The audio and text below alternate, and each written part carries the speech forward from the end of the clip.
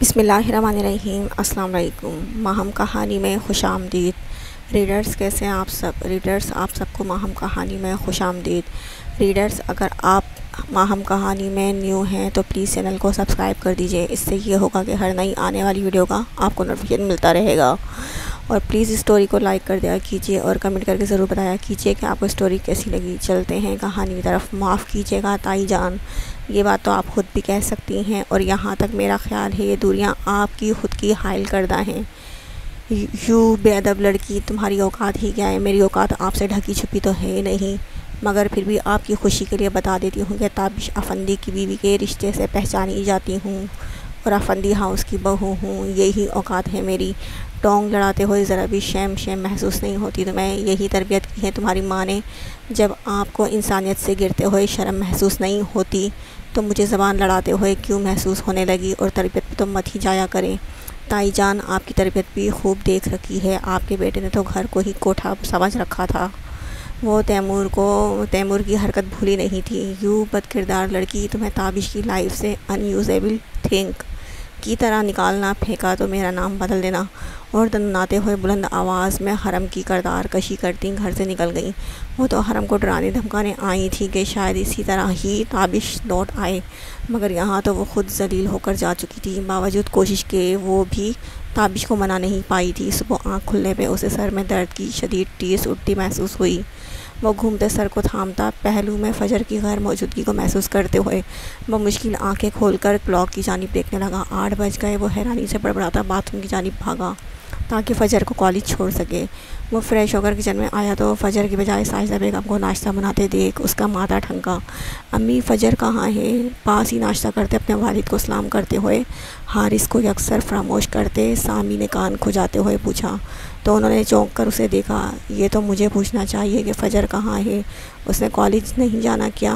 شاید اپنے کمرے میں ہو، میں دیکھ کر آتا ہوں، جلد بازی سے کہتے ہوئے سیڑھیوں کی جانب بھاگا اور سیڑھیوں سے اترتی رضیہ بیگم سے ٹکراتے بچا۔ تحمل رکھو، پیچھے کوئی نہیں لگا ہوا تمہارے؟ سوری پھپھو، فجر اوپر ہے؟ ہاں فجر اپنے کمرے میں ہے، کہہ رہی تھی سر میں درد ہے۔ اچھا میں دیکھ کر آتا ہوں، کہتے ہوئے چھت پہ بھاگا اور انہوں نے سامی کی جلد بازی پہ نام سر ہلاتے ہوئے نیچے کی جانب قدم بڑھائے تھے۔ فجر کے کمرے کے باہر کھڑے ہو کر چند سیکنڈ لمبی سانس لیتے ہوئے اس کا سامنا کرنے کے لیے خود میں حوصلہ پیدا کیا گیا۔ دروازہ کھولتے ہی اس کی بے قرار نظریں لحاف میں لیٹے وجود سے ٹکرائیں۔ سامی نے گلا کھنکارتے ہوئے اسے متوجہ کرنا چاہا مگر وہ ٹس سے مس نہ ہوئی۔ فجر، نرمی سے پکارا گیا، پھر بھی کوئی جواب نہ پا کر اس کے چہرے سے لحاف کھسکایا اور اسے چہرہ ہاتھوں میں چھپائے سسکتا دیکھ کر سامی کو جھٹکا لگا تھا۔ آپ رو کیوں رہی ہیں؟ فکر مندی سے پوچھا گیا۔ اتنا پوچھنا تھا کہ وہ دھاڑے مار کر رونے لگی۔ فجر کیا ہوا ہے؟ سر میں زیادہ درد ہے کیا؟ کچھ تو بتائیں، دفع ہو جاؤ یہاں سے، میں تمہاری شکل نہیں دیکھنا چاہتی۔ ایسے کیسے چلا جاؤں؟ پہلے بتائیں تو صحیح ہوا کیا ہے؟ تمہیں نہیں پتا کہ کیا ہوا ہے؟ جھٹکے سے بیٹھتے ہوئے طنزیہ انداز میں پوچھا تو وہ شرمندہ سا نظریں جھکا گیا۔ نکلو اب میرے کمرے سے، ناگواری سے کہتی رخ موڑ گئی۔ سوری میں غصے میں تھا، سر جھکاتے ہوئے غلطی کا اعتراف کیا گیا۔ غصے میں بیوی کو جانور سمجھ کر وحشیانہ سلوک کرو گے اور پھر سر جھکاتے ہوئے سوری بولو گے تو کیا سب پہلے جیسا ہو جائے گا؟ کیا وحشیانہ سلوک کیا ہے میں نے؟ ماتھے پہ بل ڈالتے ہوئے غصے سے پوچھا گیا۔ فجر نے لب بھینچتے ہوئے گلے میں لپٹا دوپٹہ کھسکاتے ہوئے اسے نمونہ دکھایا تھا۔ اس کی شفاف گردن کو داغدار دیکھ کر سامی نظریں چرا گیا۔ در حقیقت جبر کر چکا تھا۔ دل میں خود کو ملامت کرتے ہوئے خشک ہوتے لبوں پہ زبان پھیرتا منایا، سوری کر تو رہا ہوں، احسان نہیں کر رہے، اور تمہاری سوری سے مجھے رتی برابر فرق نہیں پڑتا۔ آپ کی وجہ سے میرا دماغ معاف ہو چکا تھا۔ آپ اپنی غلطی فراموش نہیں کر سکتی۔ ایسی کون سی غلطی سرزد ہو گئی تھی مجھ سے جو تم نے مجھے میری اوقات ہی یاد دلا دی؟ آپ نے مجھے مینٹلی ٹارچر کر رکھا تھا، اور یہ اوقات کی بات تم مت کیا کریں، غصے سے بتاتے ہوئے اینڈ پہ التجا کی تھی۔ میں تمہیں حارث سے مختلف سمجھتی تھی، مگر دونوں بھائی ہی انا کے غلام نکلے جو اپنی انا کی تسکین کے لیے کسی بھی حد تک جا سکتے ہیں۔ افسوس سے کہتے ہوئے خود کو لحاف میں چھپایا تھا فجر اب تم جا سکتے ہو، پلیز اب تم جا سکتے ہو۔ بیزاری سے اس کی بات کاٹی گئی۔ میں شرمندہ ہوں، آخری کوشش کی گئی۔ سامی اگر تم یہاں سے نہیں گئے تو میں نیچے چلی جاؤں گی اور ابو جی سے کہوں گی کہ مجھے تمہارے ساتھ نہیں رہنا۔ یہی نہیں وجہ پوچھنے پہ سب کو تمہاری مردانگی کا ثبوت بھی دکھاؤں گی، وارننگ دیتے انداز میں کہتے وہ سامی کے 14 طبق روشن کر گئی۔ آپ ہوش میں تو ہیں؟ ہوش میں تو میں اب آئی ہوں، پہلے تو فریب میں ہی جیتی رہی۔ آنسو لڑک کر گال پر بکھرا تھا۔ سامی بے بسی سے اسے دیکھتا کمرے سے نکل آیا، کیونکہ اب کچھ بھی کہنا فضول تھا۔ بند مٹھی دیوار سے مارتے ہوئے اندر کا ابال باہر نکلنے سے دبانے کی ناکام کوشش کی گئی۔ اب اسے تلافی کرنا تھی، مگر کیسے یہ وہ خود نہیں جانتا تھا۔ حرم برتن دھو رہی تھی جبکہ تابش چائے بنا رہا تھا۔ آج تائی امی آئی تھی، یاد آنے پہ رخ موڑے بغیر بتایا گیا، اور تابش کے ساس پین گھماتے ہاتھ پل کو تھمے تھے۔ کیا کہہ رہی تھی؟ دھیمے لہجے میں پوچھا۔ کیا کہہ رہی تھی؟ کہ تابش سے کہو ناراضگی چھوڑ دے۔ بڑی نفاست سے جھوٹ بولا گیا۔ سچ میں؟ تابش کو حیرت ہوئی تھی۔ تو اور کیا، جب تم ان کی کال تک پک نہیں کرو گے پھر انہیں پیغام رسانی کے لیے کسی کو تو کہنا پڑے گا نا۔ وہ دیکھ چکی تھی تابش ان کی کال تک ریسیو نہیں کرتا تھا۔ ٹھیک ہے، کل دونوں چلیں گے ان سے ملنے۔ چائے کپوں میں انڈیلتے ہوئے بولا۔ میرا جانا ضروری ہے؟ آخری پلیٹ صاف کرتے ہوئے مسکینیت سے پوچھا گیا۔ بالکل مسز۔ تابش گردن اکڑاتے ہوئے دونوں کپ ہاتھوں میں پکڑے تھے۔ حرم مسکراتے ہوئے اپنا کپ پکڑتی اس کے ہم قدم چلتی بیڈ روم میں آئی تھی۔ تائی امی سے ملنے کے بعد ظاہرہ کو لے کر بازار چلیں گے، ابھی اتنی زیادہ شاپنگ پڑی ہے۔ میں تو کہتا ہوں تم شادی تک ظاہرہ کے پاس ہی چلی جاؤ نا۔ میں بھی یہی سوچ رہی تھی۔ وہ خوشی میں اس کا طنزیہ لہجہ فراموش کر گئی۔ ہاں ٹھیک ہے، تم چلی جانا، میں زونی کو بلا لوں گا۔ اب اکیلے یہاں کی دیواروں کو تکنے سے رہا۔ اپنی ٹانگیں کیوں پیاری نہیں ہیں تمہیں؟ دانت پیستے ہوئے پوچھا گیا۔ اب ٹانگیں کہاں سے آ گئیں؟ مسکراہٹ دباتے ہوئے انجان بنا۔ کوئی اتنا ٹھرکی کیسے ہو سکتا ہے؟ وہ گھور کر رہ گئی۔ کوئی اتنا جیلس کیسے ہو سکتا ہے؟ دو بدو کہتے ہوئے اس کی ناک کھینچی تھی۔ میں تو جیلس نہیں ہوتی۔ لاپرواہی سے کندھے اچکائے گئے۔ ٹھیک ہے پھر کل بلوا لوں زونی کو، ساتھ میں ڈاکٹر کو بھی بلوا لینا، ایمبولینس میں وقت لگے گا۔ فری مشورہ دیتی چائے پینے لگی۔ جانے کیسی بنی ہے؟ وہ بات بدلتے ہوئے بولا۔ گزارے لائق؟ وہی لیا دیا انداز۔ تمہاری تو گزارے لائق بھی نہیں ہوتی۔ وہ آہستہ آواز میں بڑبڑایا۔ زونی کی تو ہوتی ہے نا، اس سے بنوا لیا کروں۔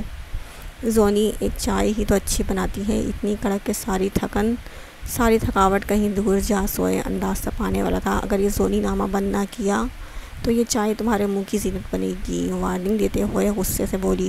پھر مان جاؤ نا کہ تم جیلس ہوتی ہو زونی سے۔ زونی کے پاس ہے ہی کیا جو میں جیلس ہونے لگی؟ اور ایسا کیا نہیں ہے اس کے پاس؟ تابش افندی نہیں ہے جو صرف میرے پاس ہے؟ حرم اس کی آنکھوں میں دیکھتی تابش کو کلکانے پہ مجبور کر گئی۔ تمہیں دل جیتنے کے گن آتے ہیں؟ وہ امپریس ہوتے ہوئے بولا۔ جو کہ تمہیں بالکل بھی نہیں آتے۔ حرم نے منہ بسوڑتے ہوئے چائے کا گھونٹ بھرا تھا۔ تم ٹریننگ دو گی تو جلد ہی ایکسپرٹ ہو جاؤں گا، تاکہ ایکسپرٹ ہو کر تمہاری ٹھرکی حس مزید پھڑکنے لگے۔ ویسے کم ٹھرکی تو تم بھی نہیں ہو۔ میں تمہیں کہاں سے ٹھرکی لگتی ہوں؟ حیرانی سے پوچھا گیا تھا۔ یہی تو بات ہے، لڑکیاں ٹھرکی ہو کر بھی ٹھرکی نہیں لگتی، اور مزے کی بات یہ ہے کہ وہ اپنا ٹھرکپن بھی بنا نظروں میں آئے سرانجام دے لیتی ہیں، اور ہم بیچارے لڑکے چشمہ لگا کر کسی دوشیزہ کو دیکھنے کی کوشش کرنے پہ بھی رنگے ہاتھوں پکڑے جاتے ہیں۔ یہی نہیں، کبھی کبھار تو بھرے بازار میں خوب خاطر تواضع بھی ہو جاتی ہے۔ اس کے برعکس لڑکیوں کی کبھی دھلائی نہیں ہوئی، بلکہ بے شک جتنی مرضی آنکھیں سینکتی رہیں، کیونکہ ہم لڑکے برا نہیں مناتے بلکہ معاملہ بگاڑنے کے بجائے مضبوط بنانے کو ترجیح دیتے ہیں۔ تمہیں بڑا پتہ ہے ٹھرکپن کے بارے میں؟ تیوری چڑھا کر پوچھا گیا، اور تابش نے گردن اکڑاتے ہوئے اقرار کیا تھا۔ کیا ہوا؟ اسے اٹھتے دیکھ فکر مندی سے بولا۔ نیند آ رہی ہے؟ اس کی بجھل ہوتی آواز پہ وہ سر ہلا گیا۔ عجیب مخلوق ہے، چائے پیتے ہی نیند کا نزول شروع ہو جاتا ہے، تابش دل میں ہی سوچ سکا۔ اگلے دن وہ آفس سے جلد لوٹ آیا، کیونکہ آج تابش کا ارادہ مسز تابش کے ساتھ افندی ہاؤس چلنے کا تھا، مگر حرم کو تیار نہ دیکھ کر اسے ذرا سا غصہ آ گیا۔ تم تیار کیوں نہیں ہوئی جبکہ میں نے جانے سے پہلے کہا بھی تھا کہ 12 بجے تک میں آ جاؤں گا، تیار رہنا۔ تابش میری طبیعت نہیں ٹھیک، میرے سر میں بہت درد ہے، تم اکیلے چلے جاؤ۔ وہ سر تھام کر بولی۔ کیا ہوا؟ طبیعت زیادہ خراب ہے کیا؟ پل میں اس کا غصہ جھاگ بن کر بہہ گیا۔ ٹھیک ہوں، بس سر میں درد ہے، تھوڑی دیر سو جاؤں گی تو ٹھیک ہو جائے گا۔ ٹھیک ہے تم آرام کرو، میں یہی ہوں۔ وہ کوٹ اتارتا اس کے پاس بیٹھ گیا۔ نہیں تم چلے جاؤ، تائی امی کو اچھا لگے گا، میں تب تک تھوڑا آرام کر لوں گی، پکا؟ تائیدی انداز میں پوچھا گیا تو وہ سر ہاں میں ہلا گئی۔ اوکے، اپنا خیال رکھنا۔ حرم کی پیشانی چومتے ہوئے اپنا کوٹ اٹھاتا کمرے سے نکل گیا۔ میں دروازہ باہر سے لگا جاؤں گا، واپس پلٹتے ہوئے بتاتا باہر کی جانب بڑھ گیا تو حرم لمبی سانس بھرتے ہوئے اٹھ بیٹھی۔ وہ خود ہی جانا نہیں چاہتی تھی، اگر وہ جاتی تو تائی پھر سے کچھ ایسا ویسا بول دیتی جو تابش کو ناگوار گزرتا، جس سے دونوں کے درمیان چھائی کشیدگی مزید پیچیدگی اختیار کر جاتی۔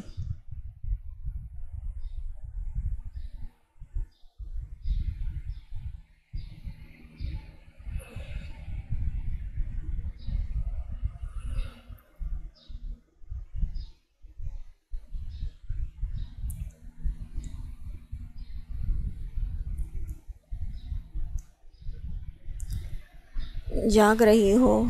نہیں آتما جی، سبیکا سے بات کرنا تھی۔ ارم خان نے ہنستے ہوئے ٹائپ کیا۔ مگر سبیکا کو تم سے کوئی بات نہیں کرنی، زبان چڑھانے والے ایموجی کے ساتھ جواب دیا گیا۔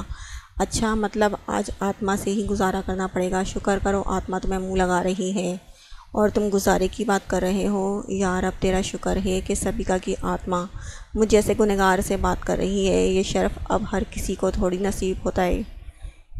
فضول انسان کیوں میسج کیا؟ تمہاری فضولیات سننے کے لیے، فوراً سے جواب دیا گیا۔ فضولیات سنانے کا کام فضول انسان کو ہی سجاتا ہے۔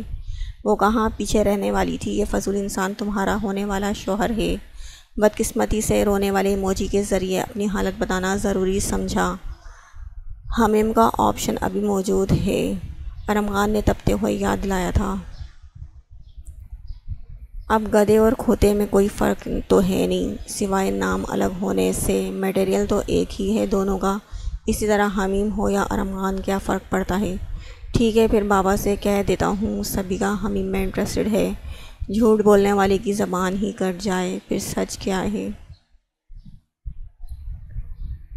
وہی جو جھوٹ نہیں ہے۔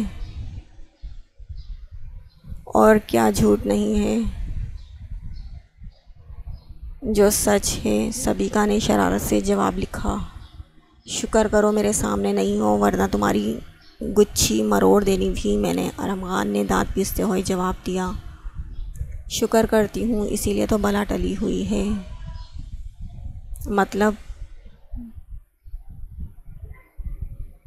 مطلب تمہارا سامنا کرنے سے محفوظ ہوں۔ ساری زندگی اب سامنا تو میرا ہی کرنا پڑے گا، وہ لکھتے ہوئے خوش ہوا تھا۔ آزمائش سمجھ کر لوں گی سامنا۔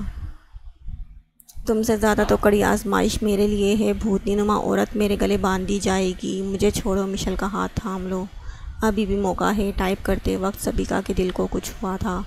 میں بڑوں کے فیصلوں کے اگینسٹ نہیں جاتا۔ بڑی صفائی سے دل کی پکار کو بڑوں کی رضامندی کا نام دیا گیا۔ اچھے سے جانتی ہوں تمہاری فرمانبرداری کو بھی طنزیہ جواب دیا گیا۔ مطلب میں ڈکشنری نہیں ہوں جو ہر بات کا مطلب سمجھاؤں۔ ہونے والی بیوی تو ہونا، وہ جان بوجھ کر اسے کڑھیت رہا تھا۔ ہونے والی ہوں، ہوئی تو نہیں ہوں۔ ہو بھی جاؤ گی بہت جلد۔ جب ہو جاؤں گی تب کی تب دیکھی جائے گی، اب جان چھوڑو۔ میں نے پکڑی ہی کب ہے؟ مگر وہ جواب دیے بنا موبائل رکھ چکی تھی۔ وجہ نیند کی زیادتی تھی۔ ارم خان نے بھی سر نہ میں ہلاتے ہوئے گڈ نائٹ کا میسج ٹائپ کرتے ہوئے موبائل اپنی پہنچ سے دور رکھ کر آنکھیں بند کی تھی۔ شادی کی ڈیٹ فائنل ہونے کے بعد سفینہ بیگم حرم کے ساتھ افندی ہاؤس سبھی کو انوائٹ کرنے کے لیے چلی آئیں۔ یہ سن کر لاؤنج میں موجود سبھی افراد کو سانپ سونگھ گیا کہ زائرہ کی شادی ارشمان عالم کے ساتھ ہونے والی ہے۔ کیا بگ ہینڈ مارا ہے زائرہ نے؟ میں حیران ہوں کہ کہاں زائرہ اور کہاں ارشمان۔ اینی ویز تمہاری بیٹیاں رچ مین کو پھانسنے میں تو ایکسپرٹ ہیں۔ حرم نے تابش کو اپنے وش میں کر رکھا ہے اور زائرہ نے بھی کوئی بلیک میجک کر دیا ہوگا۔ ٹروتھ اسپیکنگ کروں تو اب مجھے خوف آتا ہے تمہاری اولاد سے، بڑی دائی نے کہتے ہوئے دل کی بھڑاس کو باہر کا رستہ دکھایا تھا۔ یہ کارڈ ہے، آپ لوگ آئیں گے تو ہمیں اچھا لگے گا۔ حرم نے اگنور کرتے ہوئے کارڈ تایا کی جانب بڑھایا، جسے وہ اپنی بیگم کی طرف نہ دیکھنے کی صحیح کرتے تھام گئے۔ دادی آپ چلے نا ہمارے ساتھ، حرم نے خاموش بیٹھی دادی سے کہا، تاکہ تم لوگ آسانی سے ان کا خاتمہ کر دو، تائی نے سلگتے ہوئے پوچھا۔ تو حرم نے ناسمجھی سے وجہ پوچھی، اب تم اپنی دادی کی دوائیاں اور باقی کے اخراجات تو پورے کرنے سے رہیں، یہ بھی نہ ختم کرنے کا ہی طریقہ ہوا نا۔ اچھا دادی اجازت دیں۔ حرم انہیں اگنور کرتی اپنی ماں کو لیے بیرونی دروازے کی جانب بڑھ گئی، کیونکہ خاموشی سے بہتر کوئی جواب نہ لگا تھا، اور حرم کی خاموشی پہ تائی جل بھن کر سیخ پا ہو گئی۔ ظاہرہ منہ بنا کر بیٹھی بیوٹیشن کو دل ہی دل میں کوس رہی تھی، جو اس کی سنے بغیر منہ پہ جانے کون سا مواد تھوپے جا رہی تھی۔ مہندی پہ اتنا میک اپ کون کرتا ہے؟ ظاہرہ ہمت کرتی بولی تو حرم نے گھورتے ہوئے چپ رہنے کی تاکید کی، اور مسکرا کر اپنا عکس آئینے میں دیکھنے لگی کہ کوئی کمی بیشی تو نہیں ہے۔ بیوٹیشن نے اس کی جان چھوڑی تو ظاہرہ نے گردن سیدھی کرتے ہوئے خود کو تنقیدی نگاہوں سے سامنے آویزا آئینے میں دیکھا، اور دل خوشی سے وادی وادی ہو گیا، کیونکہ بیوٹیشن نے اسے اس کی توقع کے عین برعکس تیار کیا تھا۔ ظاہرہ جو سوچ رہی تھی کہ پیسٹری بنا دیا تو منہ ہی دھونا پڑے گا، مگر وہ سادہ سی مہندی کی دلہن ہی لگ رہی تھی۔ میں نے کہا تھا نا کہ نہیں بناتے تمہیں بھوتنی، حرم نے اسے دیکھتے ہوئے بلند آواز میں کہا۔ تو ظاہرہ نے اسے گھورتے ہوئے شرمساری سے بیوٹیشن کی جانب دیکھا، جو کاسمیٹک سیٹ کرتی مسکرا رہی تھی۔ تابش کی کال آنے پہ وہ اسے لیتی پارکنگ میں آئی، جہاں پہ وہ موبائل ٹٹولتا حرم لوگوں کا ہی انتظار کر رہا تھا۔ محترمہ کدھر جا رہی ہیں؟ حرم نے جیسے ہی دروازہ کھولنا چاہا، تابش کی چنگاڑتی آواز پہ اس کے طرح ہی نکل گیا۔ حرم نے بے یقینی سے تابش کو دیکھا، جس کے چہرے سے سنجیدگی ٹپک رہی تھی۔ تابش نے مجھے نہیں پہچانا کیا؟ میں اتنی اوور لگ رہی ہوں؟ اس کا دل پل میں پریشانی سے بھر گیا۔ ایسے کیا گھور رہی ہیں محترمہ؟ کون ہیں آپ؟ پلیز سائڈ پہ ہو جائیں، میری بیوی نے دیکھ لیا تو گڑبڑ ہو جائے گی، وہ ذرا شکی مزاج رکھتی ہے۔ تابش! حرم خفت زدہ سی اس کا نام دانتوں تلے چبا گئی۔ اوہ یہ تم ہو؟ تابش نے مسکراہٹ دباتے ہوئے بے یقینی سے دریافت کیا، تو وہ ناراضگی سے رخ موڑتی دلہن بنی ظاہرہ کو گاڑی میں بٹھانے لگی۔ تم لگی اتنی پیاری رہی ہو کہ میں پہچان ہی نہیں پایا، مطلب کہ میں اتنی کوجی لگ رہی ہوں جو تیار ہو کر تیار ہو کر پہچانی نہیں گئی۔ میں نے یہ تو نہیں کہا، تابش نے ڈرائیونگ سیٹ سنبھالتے ہوئے مسکنیت سے کہا۔ اب میری زبان مت کھلواؤ۔ سر جھٹک کر گاڑی کا دروازہ پوری قوت سے اپنی جانب کھینچا تھا، مانوس مارا، سارے موڈ کا ستیاناش مار دیا۔ اونچی آواز میں بڑبڑاتی تابش کے ہونٹوں پہ مسکراہٹ بکھیر گئی۔ یار جلدی کرو، تابش کا ٹیکسٹ آیا ہے، وہ لوگ 10 منٹ تک پہنچ جائیں گے، مگر تمہاری تیاری ہی مکمل نہیں ہو رہی۔ ارشمان نے ارمغان کو گھورتے ہوئے اپنے کرتے کی سلوٹیں درست کیں۔ میرے بال ہی نہیں بن رہے، ارمغان نے منہ بسورا، جس کے ہاتھ تھک چکے تھے مگر بال ٹکنے سے انکاری تھے۔ میں دلہا ہو کر اتنا تیار نہیں ہو رہا جتنی تم لیپا پوتی کر رہے ہو، میں بھی دلہا ہی ہوں۔ ارمغان نے ہاتھ روک کر یاد دہانی کروانا ضروری سمجھا۔ تم کل دلہا بنو گے، صرف نکاح کے وقت فی الحال میں دلہا ہوں، اسے آئینے کے سامنے سے ہٹاتے ہوئے کہا۔ اتنے مشکل سے بال بننے لگے تھے، تم نے دھکا دے کر سارے خراب کر دیے۔ ارمغان نے کھری سے نوازا۔ تم لوگ آ رہے ہو یا ہم مہندی دلہے کے بنا ہی لے جائیں؟ محمود عالم نے دروازے سے منہ نکالتے ہوئے غصے سے پوچھا۔ چاچو، ارشمان کی تیاری مکمل ہونے میں نہیں آ رہی؟ میں تو کب سے کہہ رہا ہوں جلدی کر لو، نیچے سب ویٹ کر رہے ہوں گے، میرج ہال پہنچنے میں بھی وقت لگے گا۔ وہ دروازے کی جانب بڑھتے ہوئے بولا تو چاچو نے ذرا تعجب سے ارمغان کو گھورتے ارشمان کو دیکھا۔ چاچو، آپ کا داماد بہت پہنچی ہوئی چیز ہے۔ ارشمان نے ان کے ساتھ چلتے ہوئے رازدارانہ بڑبڑاہٹ کی، تو ارمغان نے پلٹ کر دونوں کو دیکھا، کیونکہ وہ اس کی بڑبڑاہٹ سن چکا تھا۔ بادلوں کی اوٹ سے لے کر سمندر کی آخری تہہ تک پہنچا ہوا ہوں، خیر کم پہنچے ہوئے تو میرے سسر بھی نہیں ہیں۔ پہلی بات گردن اکڑا کر کہتا، دوسری پہ آنکھ ونک کرتا، دو سیڑھیاں ایک ساتھ پلانگتا نیچے کی جانب بھاگا تھا۔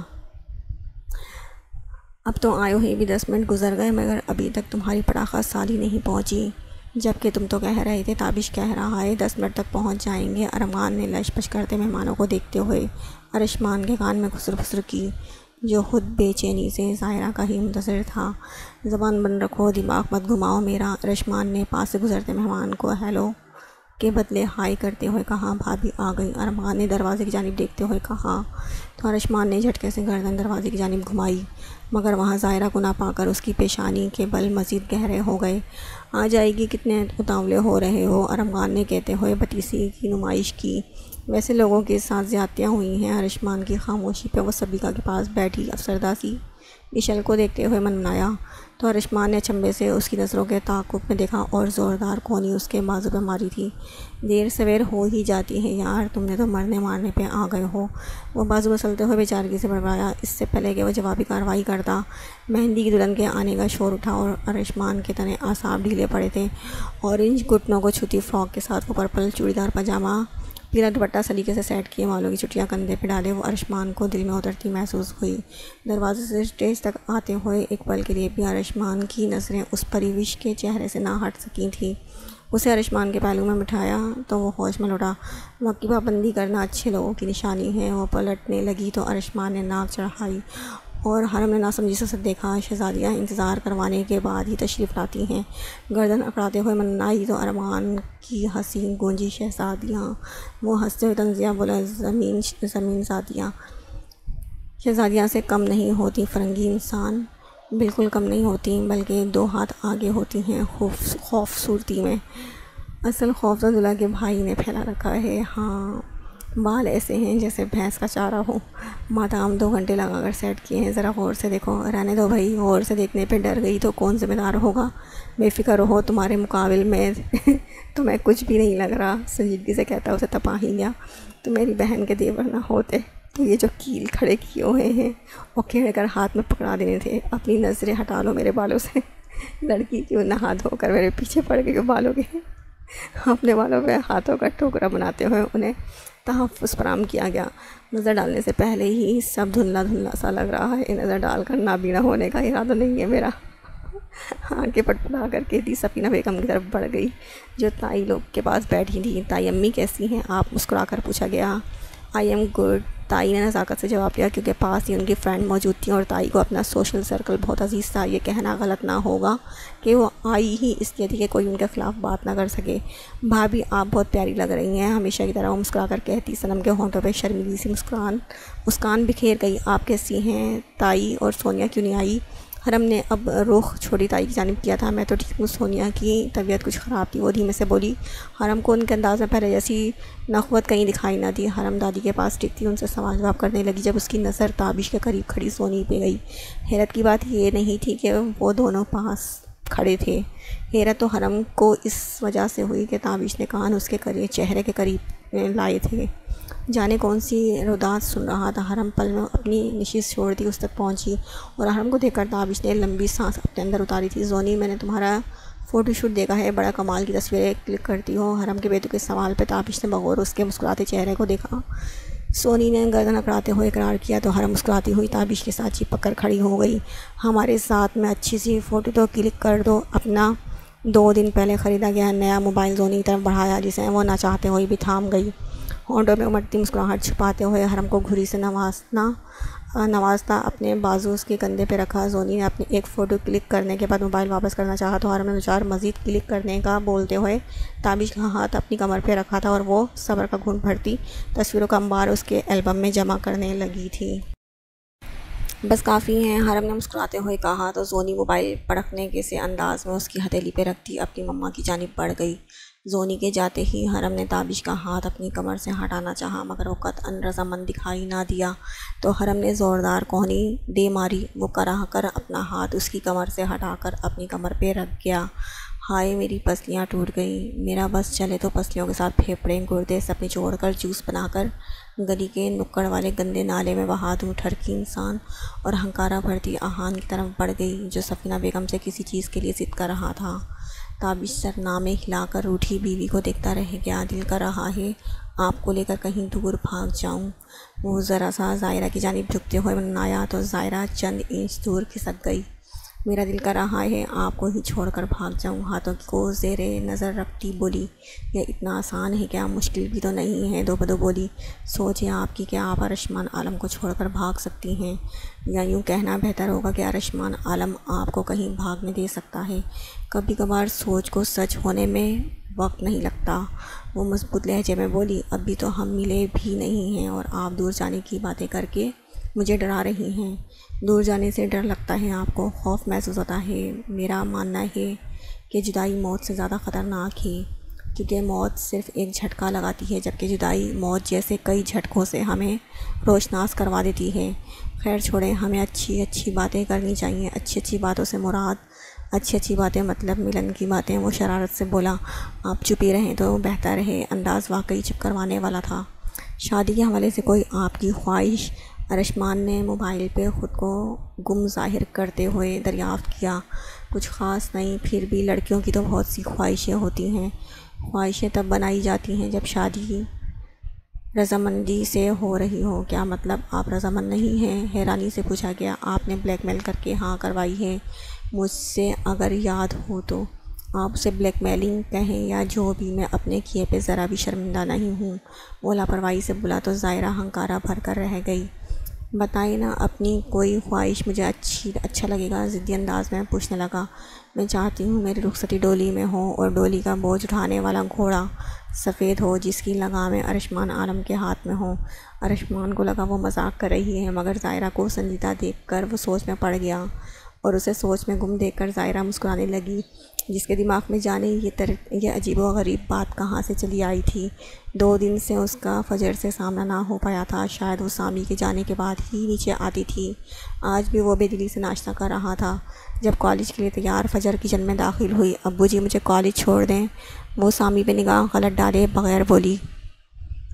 سامی چھوڑ دے گا، آج تمہارے ابو کی طبیعت ٹھیک نہیں ہے، اس لیے فارمیسی نہیں جا رہے۔ ساجدہ بیگم جو دونوں کی درمیان چھائی سرد مہری کو محسوس کر چکی تھی، عدنان صاحب کے بولنے سے پہلے ہی بول پڑی۔ ابو جی مجھے آپ کے ساتھ ہی جانا ہے۔ فجر نے ضدی انداز اپنایا۔ میں چھوڑ دوں؟ حارث نے چائے کا آخری سپ لیتے ہوئے نارمل انداز میں پوچھا، تو سامی کے چہرے پہ سایہ سا لہرا کر غائب ہوا تھا۔ اوکے۔ وہ حامی بھرتی کچن سے نکل گئی تو حارث بھی کرسی چھوڑتا، اس کے دیکھے بنا باہر لب کا مبادہ کہیں مکر ہی نہ جائے۔ وہ بہت چھوٹی سی تھی جب یتیم ہو گئی اور لوگوں کی زبانوں سے ادا ہوتا فجر کے لیے لفظ یتیم میری سانس روک گیا تھا۔ جانے کیوں مجھے اس چھوٹی سی فجر کے ساتھ اپنی اولاد سے بھی بڑھ کر لگاؤ ہو گیا۔ تب میں نے عہد کیا تھا کہ اس چھوٹی سی فجر کو کبھی باپ کی کمی محسوس نہیں ہونے دوں گا۔ سچ کہوں تو اس کا ابو جی کہنا مجھ میں جینے کی امنگ ڈال دیتا ہے۔ کچی عمر میں ہی اس کا نام حارث کا جوڑ دیا گیا اور کئی سال تک جڑا رہا، پھر اچانک سے سب ختم ہو گیا۔ یہ سب سہنا آسان بالکل نہ تھا۔ آسام میری بیٹی نے بہت کچھ برداشت کیا ہے، مجھے امید ہے کہ تم اسے مزید غمگین نہیں کرو گے۔ میں کوشش کروں گا۔ وہ بس اتنا ہی بول پایا کیونکہ حارث کے ساتھ فجر کا جانا اسے ہضم نہیں ہو رہا تھا۔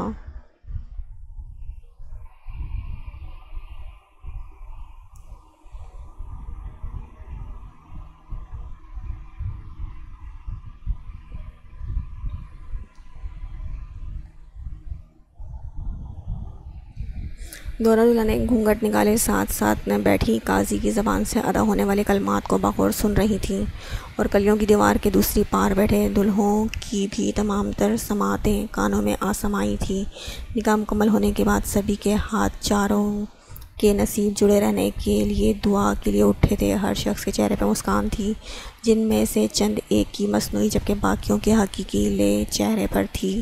قاضی صاحب کے جانے کے بعد ارشمان کلیوں کی دیوار پھلانگتا ظاہرہ تک پہنچا اور اجازت طلب کرنے کے بعد اپنی شریک حیات کا گھونگھٹ سرکا کر اپنی پیاسی آنکھوں کو سیراب کیا تھا۔ ارشمان اٹھا تو ارم خان کو بھی چاروں ناچار اٹھنا پڑا۔ آخر کو عزت کا سوال تھا، بشن کو تو داد دینی پڑے گی، کیا سے کیا بنا دیتی ہیں باندریوں کو بھی۔ ارم خان نے گھونگھٹ پلٹنے کے بعد سبیکا کو بغور دیکھتے ہوئے بڑبڑاہٹ کی تو سبیکا نے دانت پیستے ہوئے نینوں سے ہی قتل کرنا چاہا، مگر سامنے والا ڈھیٹ بنا بغیر کوئی اثر لیے دور جا بیٹھا۔ ارشمان کی حالت اس سے مختلف تھی، اس کا بس نہیں چل رہا تھا ظاہرہ کو اپنے دل میں ہی قید کر لے۔ رخصتی کے وقت وہ پارکنگ میں آئی تو سامنے ہی سفید گھوڑے کو دیکھ کر ظاہرہ کے نینا نم ہوئے تھے۔ اسے بچپن سے خواہش تھی کہ شہزادیوں کی طرح بگیوں میں سفر کرنے کی، اور یہ خواہش اس طرح پوری ہوگی اس نے کبھی تصور نہ کیا تھا۔ ارشمان نے اس کی خواہش پوری کی تھی۔ اسے اس پل شہزادوں کی سی آن بان والے ارشمان پہ رچ کے پیار آیا تھا۔ ارشمان نے اسے سہارا دے کر بٹھایا تو سبیکا نے بھی بیٹھنے کی خواہش ظاہر کی تھی۔ بیٹھنا ارشمان بھائی، دلہن کو اکیلا نہیں چھوڑتے، بےتابی سے کہتے ہوئے امید بھری نظروں سے ارشمان کو دیکھا۔ اپنی حفاظت اپنے تحت تم بیٹھ جاؤ، مگر کوئی گڑبڑ ہوئی تو ذمہ دار تم خود ہوگی۔ ارشمان نے رازداری سے سرگوشی کرتے ہوئے جواب طلب نظروں سے دیکھا۔ تو سبیکہ بنا نتیجے کی پرواہ کیے ظاہرہ کے ساتھ چڑھ کر بیٹھ گئی۔ ارمان جو کمر پر ہاتھ باندھے اسے ہی ملاحظہ فرما رہا تھا، سبیکہ کے اشارہ کرنے پہ تیوری چڑھاتا ذرا قریب کھسکا۔ میری پیاری سی فوٹو کلک کرنا، حکم صادر کرتے ہوئے بازو پھیلا کر پوز بنایا تو وہ نام میں سر ہلاتا کوٹ کی جیب سے موبائل نکالنے لگا۔ اب دکھاؤ کیسی بنی ہے۔ ارمان کو موبائل جیب میں واپس رکھا دیکھ جلدی سے بولی، موسم دکھ رہا ہے نا، بارش ہونے کے واضح امکان نظر آ رہے ہیں، مگر تمہارا فوٹو شوٹ ہی پورا نہیں ہو رہا، پورا وقت موبائل سے چپکے رہی ہو۔ خیر ہمیں دیر ہو رہی ہے، میں تمہیں سینڈ کر دوں گا۔ وہ آس پاس لوگوں کو دیکھتا دانت پیستے ہوئے منایا تو سبیکہ منہ بناتی پیچھے ہو کر ظاہرہ کے ساتھ بیٹھ گئی، مگر اسے کوسنا نہیں بھولی تھی۔ ارشمان سکون کی سانس خارج کرتا گھوڑے کی لگام تھامنے لگا۔ دل کو عجیب سا دھڑکا لگا تھا۔ روڈ پر کبھی گھوڑا بھگانے کا اتفاق نہ ہوا تھا، اس لیے ڈر لگ رہا تھا، مگر بیوی کی خواہش بھی تو پوری کرنا لازم تھی۔ تمام رسم و رواج سمیت اسے ارشمان کے کمرے میں پہنچایا گیا تھا۔ سبیکہ اسے چھوڑ کر گئی تو ظاہرہ نے بیک گراؤنڈ سے ٹیک لگاتے ہوئے کمرے کا جائزہ لیا۔ اس کی آنکھوں میں ستائش ابھر آئی، کیونکہ ارشمان کا کمرہ بھی اسے اسی جیسا لاجواب لگا تھا۔ پورا کمرہ اس کی نفاست کا منہ بولتا ثبوت پیش کر رہا تھا۔ وہ کمرے میں داخل ہوا تو ظاہرہ سیدھی ہو بیٹھی۔ کمرے کی سنسنی خیز خاموشی میں اسے اپنی دھڑکن کی دھک دھک واضح سنائی دے رہی تھی۔ ارشمان نے گلا کھنکارتے ہوئے ظاہرہ کا گھونگھٹ پلٹا، جسے ارشمان کی آنکھ محسوس کرتے ہوئے گرایا گیا تھا۔ دونوں کے درمیان کئی لمحے خاموشی چھائی رہی، جسے ارشمان نے ہی توڑنا مناسب سمجھا۔ میں سوچ رہا ہوں کہ اب کی بار میں تمہارے قریب آنا چاہوں تو تم میرے زوردار تھپڑ تو رسید نہیں کرو گی؟ وہ جو تعریفی جملے سننے کی خواہش مند تھی، ایسا سوال سنتے ہی اچنبھے سے ارشمان کے پرسوچ چہرے کو دیکھا۔ میں پہلے بھی کہہ چکی ہوں اور اب بھی یہی کہوں گی کہ سوچ کو سچ ہونے میں وقت نہیں لگتا۔ تم خوش ہو؟ مسکراتے ہوئے پوچھا گیا۔ آپ خوش ہیں؟ الٹا سوال کیا گیا۔ تمہیں کیسا لگتا ہے؟ لگنے میں اور حقیقت میں فرق ہوتا ہے۔ وہ لاپرواہی سے کندھے اچکا گئی۔ کسی کے پیچھے ہاتھ منہ دھو کر پڑ جاؤ اور پڑے ہی رہو کہ آخرکار وہ لڑکی آپ کو مل جائے تو سوچو ایسا شخص کتنا خوش ہو سکتا ہے۔ پتہ نہیں، کیونکہ میں نے کبھی ضد نہیں لگائی۔ تم اسے ضد کا نام نہیں دے سکتی، پھر آپ ہی بتا دیں کہ کیا نام دوں۔ وہ براہ راست اس کی چمکتی آنکھوں میں دیکھنے لگی۔ تم کہہ سکتی ہو کہ یہ شور کیسا، 1 منٹ میں دیکھتا ہوں۔ باہر سے یک لخت بڑھتے شور پہ وہ ماتھے پہ پل ڈالتے ہوئے دروازے کی جانب بڑھا۔ وہ پریشان سا نیچے آیا تو پہلی نظر روتی بھلکتی سجیلا پھپھو پہ پڑی۔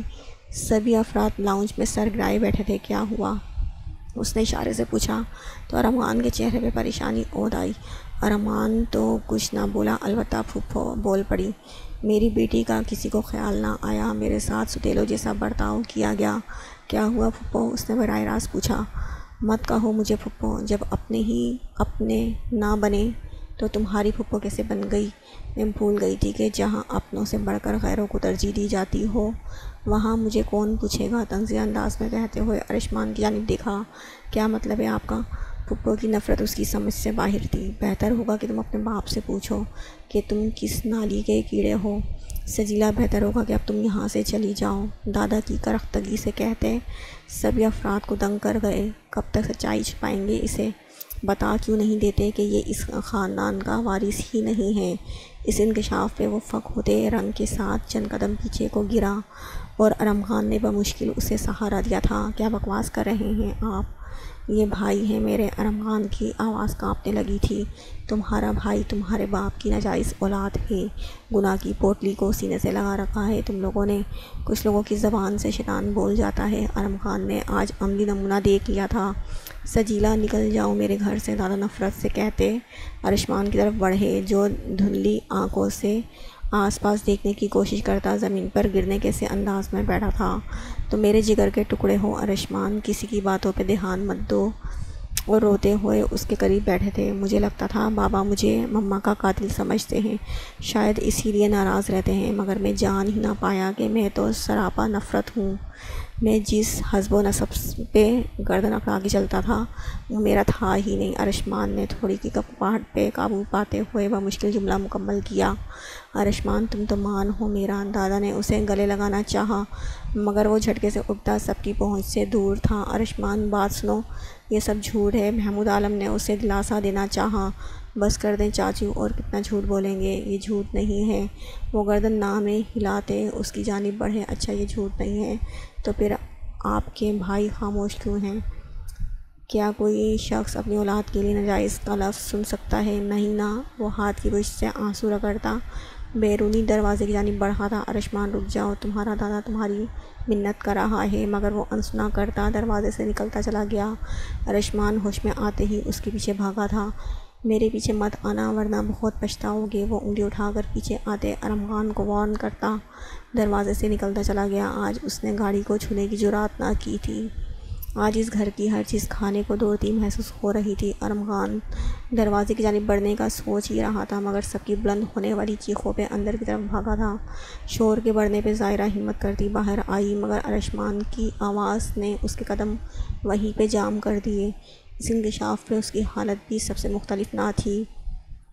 ابھی وہ اس شوق سے نہ نکلی تھی کہ سبیکا کی چیخ پہ لہنگا سنبھالتی نیچے کی جانب بھاگی۔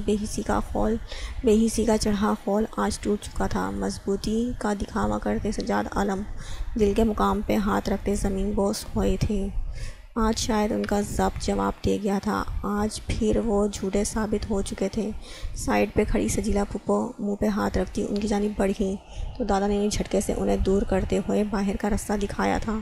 وشال اپنی مما کو لیے دروازے کی جانب بڑھتی حمیم کا نمبر ملانے لگی کیونکہ وہ دونوں باپ بیٹا گھر پہ موجود نہ تھے۔ ایمبولینس کا انتظار کیے بنا ارمان چاچو کے ساتھ اپنے بابا کو سہارا دیتا گاڑی تک لایا تھا۔ دادا بھی ضد کرتے ان کے ساتھ ہاسپٹل کے لیے نکل چکے تھے۔ روتی پلکتی عائشہ بیگم کی نگاہ ظاہرہ پہ گئی جس کے آنسو بھی متواتر بہہ رہے تھے۔ آتے ہی نحوست پھیلا دی تم نے، دیکھو کیسے خوش پاش گھرانے میں ماتم کا سماں بن گیا۔ شوہر ماں کو نگل گیا اور بیوی سسر کو۔ مما بس کر دیں آپ، خدا را اسے تو چھوڑ دیں۔ ارشمان بھائی کا جینا تو آپ نے پہلے حرام کر ہی رکھا تھا، کم از کم اس بے گناہ لڑکی کو تو بخش دیں۔ سبیکا نے ظاہرہ کو تھامتے ہوئے ان کی اچھی خاصی کلاس لے ڈالی۔ چلیں بھابھی کمرے میں چلتے ہیں، ارشمان بھائی آ جائیں گے۔ ارشمان اب کبھی نہیں آئے گا، کبھی یہاں قدم نہیں رکھے گا، وہ تنزیہ کہتی بیرونی دروازے کی جانب بڑھ گئیں تاکہ ڈرائیور کے ساتھ ہاسپٹل جا سکیں اور وہ دونوں خاموشی سے آنسو بہاتی وہیں صوفے پہ ڈھہ گئیں۔ آج آپ آفس کیوں نہیں گئے؟ کالج سے واپسی پہ فجر نے حارث سے پوچھا۔ آج آفس سے چھٹی ہے، باس کی شادی کی وجہ سے۔ آپ کو انوائٹ نہیں کیا تھا مگر میرا دل نہیں کیا۔ کیونکہ میں سونیا کا سامنا نہیں کرنا چاہتا۔ سونیا کا آپ کے باس سے کیا لنک؟ فجر نے حیرانی سے پوچھا۔ باس کی شادی سونیا کی کزن سے ہو رہی ہے تو وہ بھی وہاں موجود ہوگی، بس اسی لیے آپ کیوں کترا رہے ہیں؟ سونیا سے اچنبھے سے پوچھا گیا۔ کترا نہیں رہا، بس میں اسے دیکھنا نہیں چاہتا۔ انداز جان چھڑانے والا تھا۔ اگر دیکھنا نہیں چاہتے تو آزاد کر دینا اسے۔ فجر کی بات نے اسے کئی لمحے کے لیے بے زبان کر دیا۔ چھوڑ دوں گا جب تم لوٹ آؤ گی، افسردگی سے بتلایا گیا۔ رسکی کام خود کیوں نہیں کرتے؟ تنزیہ پوچھا گیا۔ کیا مطلب؟ حارث کو بیتوقع سوال کی سمجھ نہ آئی۔ میں سامی کو چھوڑ دوں لیکن آپ سونیا کو نہ چھوڑیں تو پھر میں اپنے پاؤں پہ کلہاڑی کیوں ماروں؟ تمہیں میرا یقین کرنا چاہیے۔ حارث کو سمجھ نہ آیا کہ وہ فجر کو کس طرح قائل کرے۔ آپ کو بھی تو یقین دلانے کے لیے ثبوت دینا چاہیے۔ ٹھیک ہے، میں کل ہی ڈائیورس پیپر بنوا لوں گا، وہ مضبوط لہجے میں کہتا۔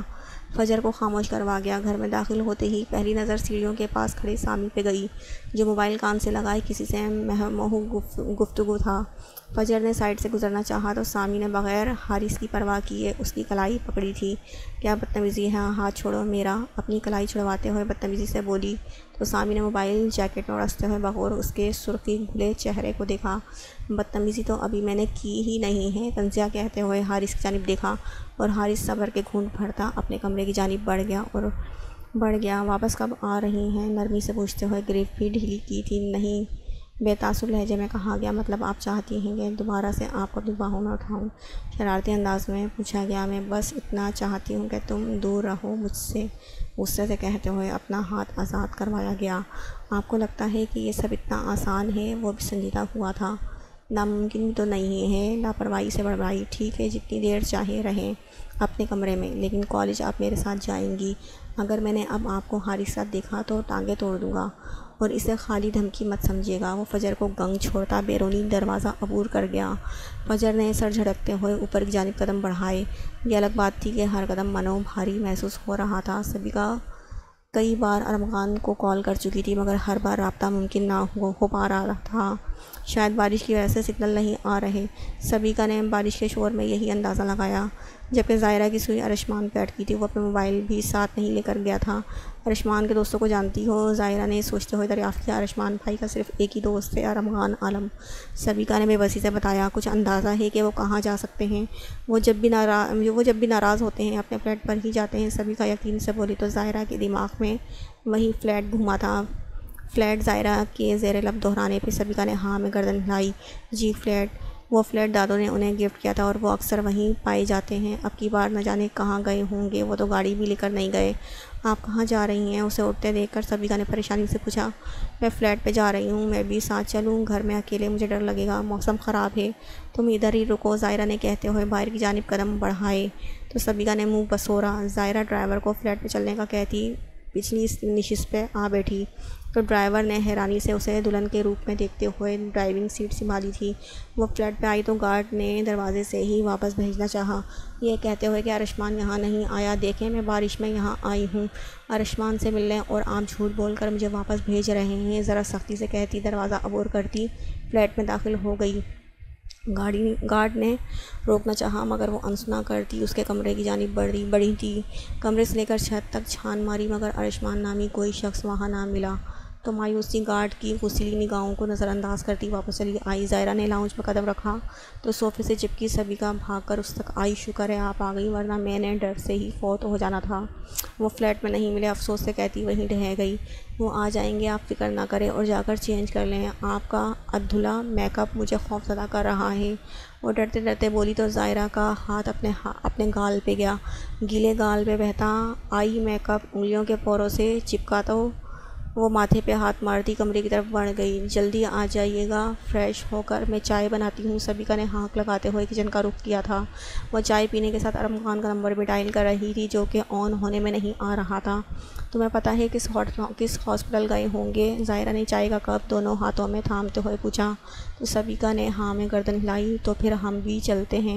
وہ چائے کا کپ دور کھسکاتی منمنائی، آپ چائے تو پئیں، میں بابا سے بات کرنے کی کوشش کرتی ہوں۔ سبیکا جلدی سے بول پڑی۔ وہ نہیں چاہتی تھی کہ ظاہرہ کے جانے سے ہاسپٹل میں پھر سے کوئی ہنگامہ ہو، ورنہ وہ اب تک ہاسپٹل پہنچ چکی ہوتی۔ کال نہیں ہو رہی، ہمیں چلنا چاہیے۔ ظاہرہ کے کہنے پر سبیکا نے چائے کی جانب اشارہ کیا جو اسی کے لیے خاص بنائی گئی تھی کیونکہ اسے فی الوقت چائے کی ضرورت تھی۔ باہر سے بھیگ کر جو آئی تھی۔ اماں کی طبیعت ٹھیک نہیں ہے، میں ان کے پاس جا رہا ہوں، تابش نے واچ پہنتے ہوئے حرم کو بتایا۔ کیا ہوا تائی امی کو؟ فکر مندی سے پوچھا گیا۔ یہ تو وہاں جا کر ہی معلوم پڑے گا۔ میں بھی چلوں؟ حرم نے تائیدی نگاہوں سے تابش کو دیکھا۔ ہاں کیوں نہیں، چلو۔ وہ ایک پل کو اس کا جائزہ لیتا بولا۔ 5 منٹ رکو، میں چینج کر لوں، جلد بازی میں کہتی باتھ روم میں گھس گئی تو تابش برآمدے میں بیٹھی چچی جان کے پاس چلا آیا جن کے پاس محلے کی عورتیں دکھڑے رو رہی تھیں۔ چچی جان میں اور حرم مما کی طرف چل رہے ہیں، شام تک آ جائیں گے، وہ بتاتے ہوئے گھر سے نکل گیا۔ ولیمے تک حرم نے سفینہ بیگم کے پاس رکنے کو ترجیح دی تھی جس وجہ سے تابش کو بھی یہیں رکنا پڑا تھا۔ کیسی ہے مما؟ سب کو مشترکہ سلام کرتے ہوئے تابش نے اپنی مما کے پاس بیٹھتے ہوئے پوچھا۔ ناٹ ویل مائی سن، تم واپس آ جاؤ، یہ ہوم تمہارے بنا کھانے کو دوڑ رہا ہے۔ مما میں پاس ہی تو ہوں، ویئر پاس ہو، بس اب تم آلویز میرے کلوز رہو گے، میں نے کہہ دیا ہے، وہ روب سے بولی تو تابش خاموشی سے سر ہلا گیا جبکہ حرم نے خاموش رہنا ہی بہتر سمجھا۔ سونیا رات میں کمرے سے نکلی تو تابش کے کزن کو دیکھ کر پہلی دفعہ اسے اچھا لگا تھا۔ وہ کئی مرتبہ سوچ چکی تھی کہ تابش سے اس کے کزن کا نمبر لے پھر رابطہ کر کے اسے یہاں بلوائے تاکہ کسی طریقے سے موبائل لے کر اس کا ای میل سامی کو سینڈ کر سکے، مگر اس کی ہمت ہی نہ پڑی یہ سب کرنے کی۔ تائی کی طبیعت ناساز ہونے کی وجہ سے تائی کی بہن اور بیٹا عیادت کے لیے آئے تھے۔ خلاف توقع مؤدب انداز سے دونوں ماں بیٹے کو سلام کیا گیا جس پہ دونوں نے چونک کر سونیا کو دیکھا۔ وہ حال احوال دریافت کرتی وہاں پاس ہی ٹک گئی۔ حرم لاؤنج میں آئی تو سونیا پہ نظر پڑتے ہی اس کے پاس آ بیٹھی۔ کیسی ہو سونیا؟ تائی بتا رہی تھی کہ تمہاری طبیعت خراب ہے، ٹھیک ہو؟ سر جھکائے ہوئے جواب دیا۔ بجھی سی سونیا حرم کو پریشان کر گئی، اس نے تو ہمیشہ اس لڑکی کو مغرور ہوتے ہی دیکھا تھا۔ حرم کی نظر رخ موڑ کر بیٹھے تابش کے کزن پر پڑی تو چہرے پہ غصے کی پرچھائیاں لہرانے لگی مگر ضبط کرتی بیٹھی رہی۔ نوکرانی نے کھانا لگنے کا بتایا تو سبھی افراد کھانے کی ٹیبل کی جانب بڑھ گئے تھے۔ آج کئی دنوں بعد وہ اپنی فیملی کے ساتھ کھانا کھا رہا تھا۔ یہ بات تابش کو خوش کرنے کا باعث بنی تھی۔ ابھی وہ بمشکل 2 نوالے ہی لے پایا تھا۔ جب تیمور کو کھانے کی ٹیبل کی جانب بڑھتے پایا، تابش پانی کا گھونٹ بھرتا کرسی چھوڑتے ہوئے کھڑا ہوا اور حرم کو بھی اٹھنے کا اشارہ دیا تھا۔ یہ بات وہاں موجود سبھی نفوس محسوس کر چکے تھے۔ ٹھیک ہے مما، ہم چلتے ہیں، تم نہیں جا رہے؟ بس حکمی انداز میں کہا گیا۔ مما میں اگین آ جاؤں گا، اور ان کا جواب سنے بغیر باہر کی جانب قدم بڑھائے تھے، مگر حرم کا ہاتھ تھام کر تیمور کو جتلانا نہ بھولا تھا۔ اتنی دیر سے اشارہ کر رہی ہوں، چلو امی انتظار کر رہی ہوں گی، مگر تم ہلنے کا نام نہیں لے رہے تھے، اور اب کھانا بھی نہیں کھانے دیا۔ کتنے مزے کی بریانی بنی ہوئی تھی۔ حرم بے چارگی سے منمنائی، ابھی کل تو شادی کی بریانی کھائی تھی، کم کھایا کرو، پہلے ہی مٹکی بنتی جا رہی ہو۔ میں کہاں سے موٹی ہوں؟ حرم کی آنکھیں باہر آنے کو تھیں۔ تم یہ پوچھو کہ کہاں سے موٹی نہیں ہو، ڈائٹنگ شائٹنگ شروع کرو، بیکاز آئی لو سلم ٹرم لیڈیز۔ تمہیں کمزوریوں کی ماری ہڈیوں کی دکان لڑکیاں پسند ہیں، تو میں کیا کر سکتی ہوں؟ میں تو بالکل فٹ ہوں، لاپرواہی سے بولی۔ خوش فہمیوں میں جینے کا بھی الگ ہی مزہ ہے، وہ مسکراہٹ دباتے ہوئے بولا۔ اب تم مجھے غصہ دلا رہے ہو، حرم نے دانت پیسے۔ جب پتہ ہے کہ میں غصہ دلا رہا ہوں تو تم غصہ نہ کرو نا، حرم کا ہاتھ پکڑتے ہوئے شرارت سے کہنے لگا۔ اگر تائی امی مجبور کریں تو کیا تم واپس آفندی ہاؤس چلے جاؤ گے؟ حرم نے اس کی ہاتھ کی پشت موجود بال سلاتے ہوئے سنجیدگی سے پوچھا۔ ہاں چلا جاؤں گا، مگر ایک شرط منوانے کے بعد۔ کون سی شرط؟ اشتیاق سے پوچھا گیا۔ اگر تیمور آفندی ہاؤس چھوڑ جائے تو میں واپس چلا جاؤں گا، وہ ٹرن لیتے ہوئے کہتا حرم کو حیران کر گیا۔ کیا؟ تابش اس قدر بدظن ہو چکا ہے تیمور سے، وہ سوچ کر رہ گئی۔ اگلے دن وہ لان میں چکر لگا رہی تھی جب عادل بھی وہیں آ ٹپکا۔ میں نے سنا ہے کہ حارث نے تمہیں چھوڑ دیا۔ انداز خاصا تپانے والا تھا۔ سونیا کا دل تو چاہا کہ اسے کرارا سا جواب دے، مگر صبر کے گھونٹ بھر گئی۔ وہ صبح سے اس کے موبائل پہ تاک لگائے بیٹھی تھی، مگر کوئی موقع نہ مل سکا۔ اگر موبائل بھی مل جاتا تو ای میل تک پہنچنے کے لیے پاس ورڈ کی ضرورت تھی، جس کے لیے سونیا کے پاس کوئی بہانہ نہ تھا۔ سامی نے کہا تھا وہ موبائل کسی طرح چند منٹ کے لیے اس تک پہنچا دے تو کام ہو جائے گا، اور اب سونیا کو کسی بھی طرح یہ موبائل اس تک پہنچانا تھا۔ میں خود کھلا لے رہی ہوں کیا سچ میں؟ حیرت سے پوچھا گیا، اور وہ سر ہاں میں ہلا گئی۔ پھر کیا سوچا اپنے فیوچر کے بارے میں؟ وہ جو سونیا کے کمبل مزاجی پہ حیران ہو رہا تھا، لگے ہاتھوں پوچھنا بہتر سمجھا۔ فی الحال تو شاپنگ پہ جانے کا ارادہ رکھتی ہوں، وہ گلاب کی نرمی کو محسوس کرتے ہوئے منائی۔ کس کے ساتھ جا رہی ہو؟ کان کھچاتے ہوئے پوچھا گیا۔ کسی کے پاس میرے لیے ٹائم ہی نہیں ہے، افسردگی سے کہنے لگی۔ میں چلوں ساتھ؟ اگر تمہیں برا نہ لگے تو، اگر تم فری ہو تو چلو، میں بس بیگ لے کر آتی ہوں۔ اسے 2 منٹ رکنے کا بولتی کمرے کی جانب بڑھ گئی۔ کمرے میں جاتے ہی سب سے پہلے سامی کو کال کر کے مال آنے کا کہتی بیگ اٹھا کر باہر نکلی تو اپنی مما کی سوالیہ نظروں کے جواب میں شاپنگ پہ جانے کا بتاتی جلدی جلدی اس تک پہنچی تھی۔ عادل نے اس کے لیے دروازہ کھولا تو ہچکچاتے ہوئے اس کے ساتھ والی نشست پہ براجمان ہو گئی۔ عادل کو تو اپنا آپ ہواؤں میں اڑتا محسوس ہو رہا تھا۔ تم کیا سمجھتے ہو میں حارث کو چھوڑ دوں گی تو تمہارا ہاتھ تھام لوں گی؟ عورت اتنی سستی نہیں ہوتی جتنی سمجھ لی جاتی ہے کہ ایک شخص چھوڑ دے گا تو دوسرا قسمت آزمائی کرنے پہنچ جائے گا۔ سونیا نے اس کو بغور دیکھتے ہوئے نخوت سے سوچا۔ مال میں پہنچتے ہی اس نے سامی کے لیے ٹیکس چھوڑتے ہوئے 2-4 چیزیں بس خریدنے کو ترجیح دی تھی۔ ابھی چند منٹ ہی گزرے تھے جب سونیا کو وہ اپنی طرف آتا دکھائی دیا اور وہ گڑبڑا کے عادل کو شرٹ دکھانے لگی۔ سامی بھی چند منٹ پاس رکتا، تنقیدی نگاہوں سے شرٹس کو دیکھتا، شرٹس ادھر ادھر کرنے لگا۔ ایک شرٹ پسند کرنے کے بعد اس نے موبائل نکال کر کال ملائی اور کافی دیر تک پریشان سا موبائل کے بٹن دباتا رہا۔ کیا مجھے 2 منٹ کے لیے آپ کا موبائل مل سکتا ہے پلیز؟ دراصل میری امی جان کو کال کرنے نہیں آتی اور میرے پاس بیلنس نہیں ہے، وہ پریشان ہوں گی میرے لیے، اگر آپ ایک کال کرنے دیں تو۔ باقی کی بات ادھوری چھوڑی تھی۔ ارے دے دیں گے، اس میں کیا دقت ہے؟ عادل دے دو اپنا موبائل۔ سونیا کا انداز ہی ایسا تھا کہ وہ انکار نہ کر پایا اور موبائل نکال کر سامی کی جانب بڑھایا۔ پاس ورڈ بھی لگا دے، مسکینیت سے کہتے ہوئے موبائل واپس کیا تو عادل نے زبردستی مسکراتے ہوئے فنگر پرنٹ لگایا تھا۔ وہ اپنے ہی نمبر پر کال ملانے لگا اور جس پل سونیا اسے شرٹ کی جانب متوجہ کیا اسی پل وہ اپنا کام کرتا موبائل شکریہ کے ساتھ واپس کر گیا۔ چند ایک چیزیں خریدنے کے بعد سونیا نے گھر جانے کی خواہش ظاہر کی تو اس نے ایک کپ کافی کی فرمائش سامنے رکھ دی۔ سونیا نے کچھ پل اس کے مکرو چہرے کو دیکھتے ہوئے ہاں میں سر ہلایا۔ وہ گھر جاتے ہی سب کو سچائی بتانے کا ارادہ رکھتی تھی۔ جو کہ ابھی سامی نے بتلائی نہ تھی۔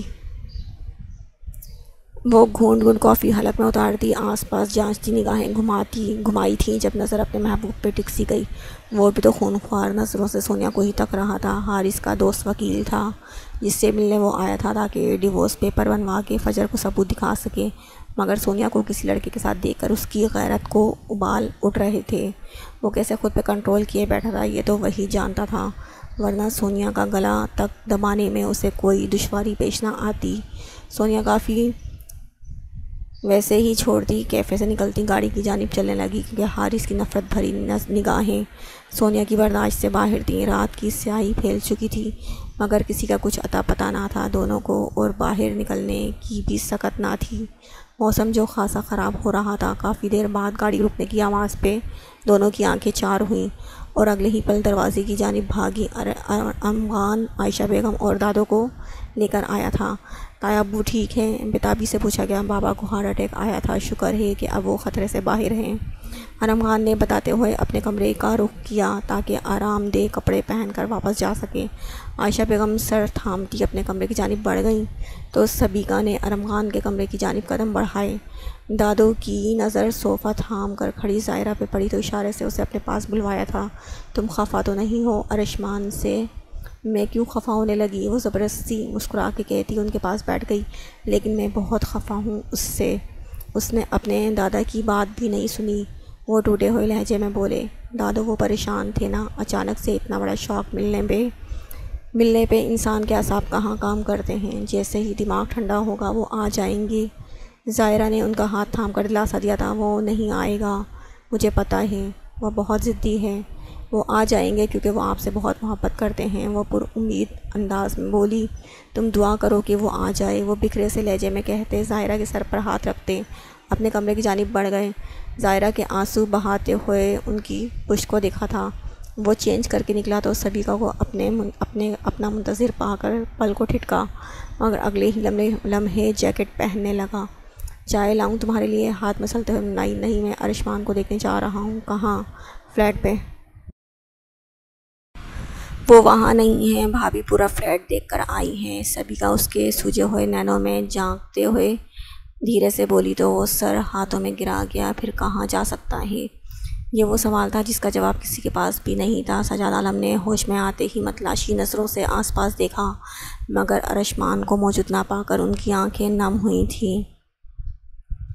بابا کیسی طبیعت ہے آپ کی؟ کہیں درد تو نہیں ہو رہا؟ ارمغان نے ان کے قریب بیٹھتے ہوئے فکر مندی سے پوچھا۔ محمود عالم بھی صوفے پہ سر گرائے بیٹھے تھے۔ ارمغان دادو اور عائشہ بیگم کو چھوڑنے کے بعد پھر سے ہاسپٹل واپس آ گیا تھا۔